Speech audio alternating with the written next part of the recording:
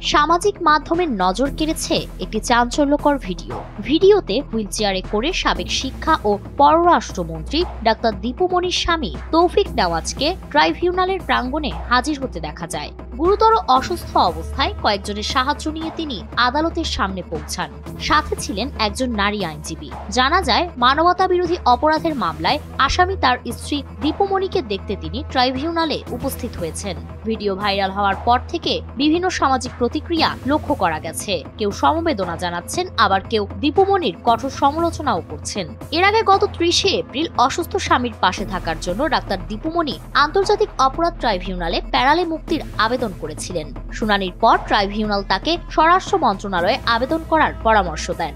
উল্লেখ্য, গত বছরের 13 আগস্ট আওয়ামী লীগ সরকার পতনের পর ঢাকার মোহাম্মদপুর থানায় দীপুমনির বিরুদ্ধে হত্যা মামলা দায়ের করা হয়। অভিযোগে বলা হয়েছে, 2024 সালের জুলাই আগস্টে কোটা সংস্কার আন্দোলনের সময় দেশজুড়ে শান্তিপূর্ণ ছাত্র ও জনতার মিছিলে নির্বিচারে গুলি চালানো হয়েছিল, যা থেকে বহু হতাহতের ঘটনা ঘটে। অন্য একটি মামলার অভিযোগে উল্লেখ করা হয়েছে, তৌফিক নেওয়াজ ও দীপুমনি ঘুষ ও দুর্নীতির মাধ্যমে 1,96,39,205 টাকার সম্পদ অর্জন করেছেন।